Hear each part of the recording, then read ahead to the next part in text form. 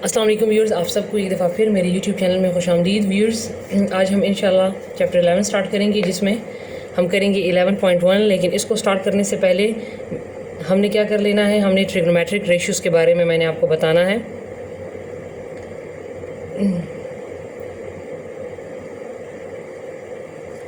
ठीक है, इसको आपने याद रखना है, तो इसी की बेस पर हम क्वेश्चन सॉल्व करेंगे। ये मेरे पास है राइट एंगल ट्राइंगल। ठीक है, इसमें मैंने आपको बताया था ये हमारे पास होता है बेस, ये होता है परपेंडिकुलर और ये होता है हाइपोटेन्यूज। ये मैं बहुत डिटेल में बता चुकी हूँ। जो स्ट्रेट लाइन होती है ये परपेंडिकुलर होती है, ये ज़मीन वाला हिस्सा बेस होता है और ये वाला हाइपोटेन्यूज होता है। इसको हम बी नाम दे देंगे, इसको हम ए का नाम दे देंगे, ठीक है, और इसको हम सी का नाम दे देंगे।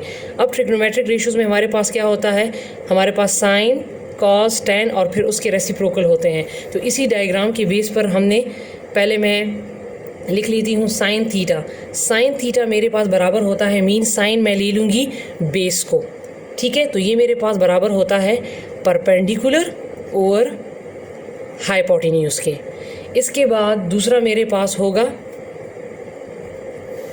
यहाँ पे लिख लेती हूँ कॉस थीटा। कॉस थीटा मेरे पास बराबर होगा, कॉस आपने ले लेना है परपेंडिकुलर, तो कॉस आपके पास बराबर होगा बेस और हाइपोटेन्यूज। ये आपने याद करना है, ठीक है, खुद बेस और हाइपोटेन्यूज। इसके बाद हमने लेना है टेन थीटा। टेन थीटा हमारे पास बराबर होता है, टेन आपने ये ले लेना है, तो टेन थीटा आपके पास बराबर होता है परपेंडिकुलर और बेस। तो ये मेरे पास ट्रिग्नोमेट्रिक रेशियोज़ हैं। अब इसी का मैंने रेसिप्रोकल लेना है, मीन साइन थीटा का रेसिप्रोकल हमारे पास होता है कोसिकेंट। तो जब साइन थीटा का आप रेसिप्रोकल लेंगे कोसिकेंट थीटा, तो इसको आप उल्टा कर लेंगे, तो ये आपके पास आ जाएगा हाइपोटेन्यूज और परपेंडिकुलर। इसी तरह कॉस थीटा है, कॉस थीटा का रेसिप्रोकल है सीकेंट थीटा। ठीक है, तो सीकेंट थीटा इसको आप उल्टा कर लेंगे, तो ये आ जाएगा हाइपोटेन्यूज और बेस। फिर है टेन थीटा। टेन थीटा का रेसिप्रोकल होता है कॉट थीटा। ठीक है, तो इसको आप उल्टा कर लेंगे, तो ये हो जाएगा बेस और परपेंडिकुलर। ठीक है, ये आपने याद कर लेने हैं। ठीक है, इसको आपने एक पेज पर लिख लेना है। अब हम चलते हैं अपने क्वेश्चन की जानिब। ठीक है, ये इंतहाई इम्पॉर्टेंट चैप्टर है।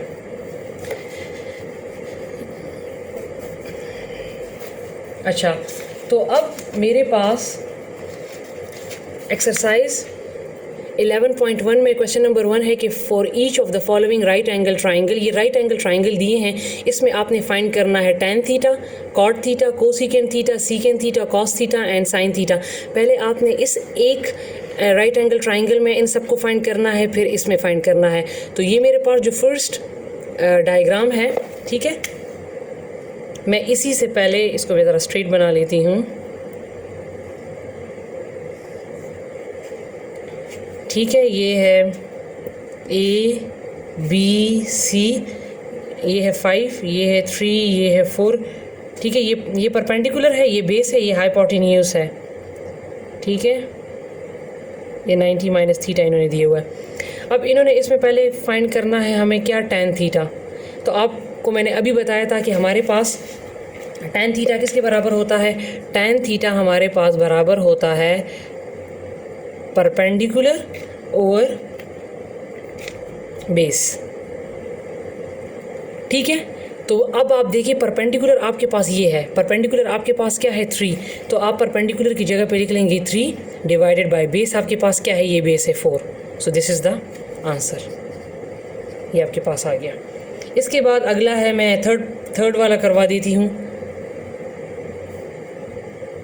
कोसिकेंट। इन्होंने कहा कि कोसिकेंट थीटा फाइंड करें, तो आपको ये साइन का रेसिप्रोकल है और कोसिकेंट थीटा हमारे पास किसके बराबर होता है, हाइपोटेन्यूज और परपेंडिकुलर के। ये आप याद करें तो आपके लिए कोई मसला नहीं होगा। तो अब कोसिकेंट थीटा हाइपोटेन्यूज और परपेंडिकुलर के बराबर है, तो हाइपोटेन्यूज ये वाला होता है। तो हाइपोटेन्यूज क्या है 5 और परपेंडिकुलर मेरे पास क्या है, ये 3, तो ये आ जाएगा 5/3। इसी तरह आप जो है जो रह गए हैं secant theta, cos theta, sine theta, उसको भी आप इसी तरीके से करें।